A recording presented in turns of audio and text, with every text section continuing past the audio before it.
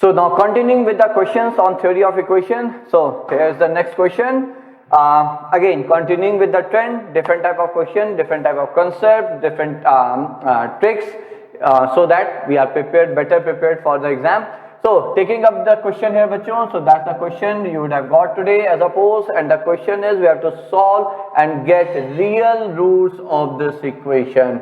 Okay, so to get the real roots, the important thing is that of course anything within square root should be positive. So let's impose that condition here. So the first condition of course should be that x has to be greater than equal to 1. Very clear, very loud here.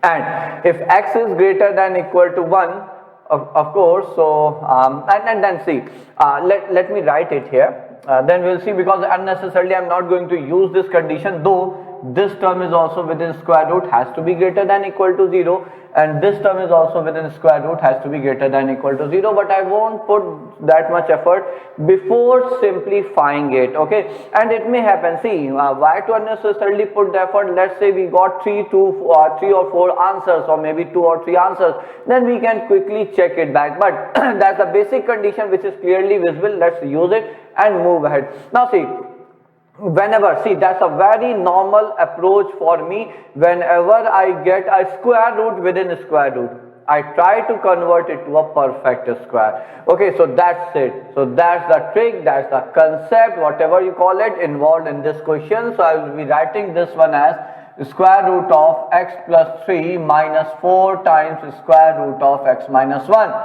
So I can write it as square root of x minus 1 whole square plus 2 square minus 2 into 2 into square root of x minus 1. Can we? And see, the whole idea comes from this term which I compare it with 2ab. 2ab. So here the chances that you can consider a to be 2 and b to be under root of x minus 1, the simplest possible case. Okay, then you can say, okay, no, there are so many other possibilities, like I can say, take a as 1 and b as 2 times under root of x minus 1, but the simplest first possible case, and then we need to check, because then this has to be a square plus b square. Now check it, bachon. When you square and add, what do we get? So we get x plus 3, and that's it. So a square plus b square is this. So what does that mean? So that means I can write it as square root of x minus 1 minus 2 whole square. So, and we should not forget that the square root of t square is mod of t. Okay, so I will write it as mod of square root of x minus 1 minus 2. So that's the first term here. So that's our first term here. Now moving to the next one.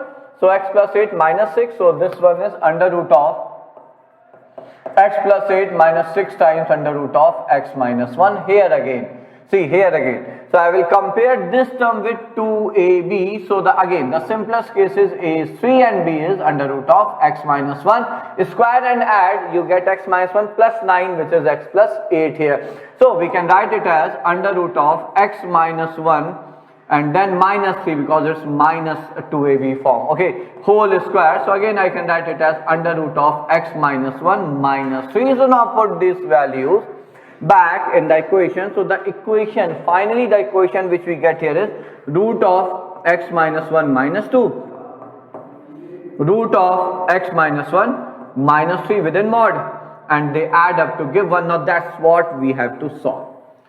That's what we have to solve here. Now, of course, there are 3 possibilities. Either root of x minus 1 will be less than 2. In that case, this is also negative within mod. The expression, both the expression within mod is negative. Mod will get open with negative sign.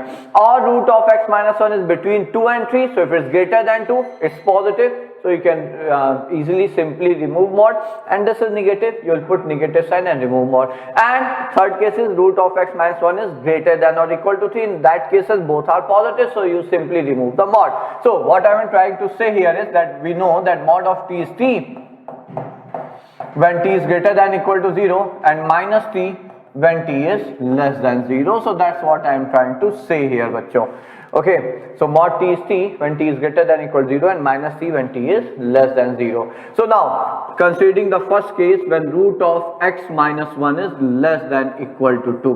Acha, the point is that you can take this equality, put this equality at either of these two conditions, greater than 0 or with less than 0. At one point you can put the inequality. I am using it here.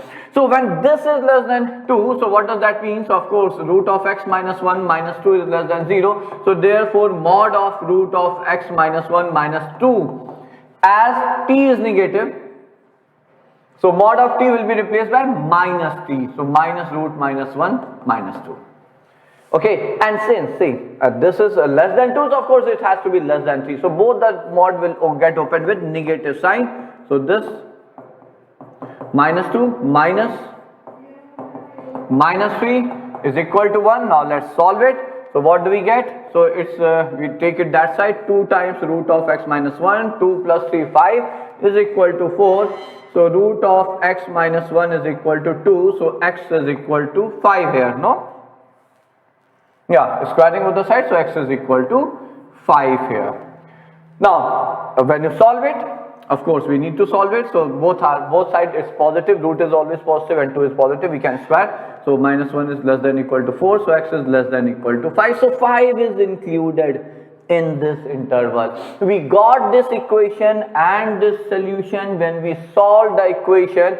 Which equation? When we solve this equation for this case, which case x is less than equal to 5. So only those answers, those roots, those solution will be acceptable which lie in this interval. So since we have included 5 here and we got 5 as the answer, we will include it. But at last I will definitely go back and check it here. Here, so put x is equal to 5 and let's we need to ensure that the things are positive. Where is it gone? Where is the question? Just wait for a minute. So put 5, 8 and put 5 and this is 5 minus 4, 8. It's 0. Put 5, it's 13 and put 5 there. So it's 12 and 6 minus 2 is 12. So 1. So there's nothing wrong. I mean it's satisfying the domain condition. Okay, so that's what we need to check. Okay, it's fine. So chaliye. So that was the first case. Second case is when root of x minus 1 is greater than 2 but less than equal to 3. Squaring both the sides, so x is greater than 5 and less than equal to 10, if I am not wrong, isn't that? So now let's solve it. So now this one is going to be positive because root of x minus 1 is greater than 2 but it is less than 3. So one is positive and the other one is negative. So you will replace for the first term modulus as it is, but for the second term you will put negative sign. I think all of you will agree here. Okay, so now see, that's interesting thing. Because why? Because root of x minus 1 gets cancelled and you get 1 is equal to 1. Now that's an identity statement. That's an identity statement. Now what does identity statement lead us to?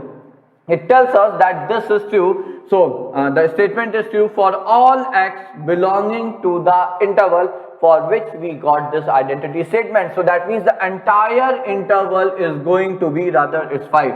I'm sorry, x lie between 5 to 10. This entire interval is going to be our answer here. So the entire interval is the answer here. Now the third one is x is greater than equal to 10. Shall I write directly? That is root of x minus 1 is greater than equal to 3. Did I include 3 there? Yeah, I included 3 there. So let's remove this equality here.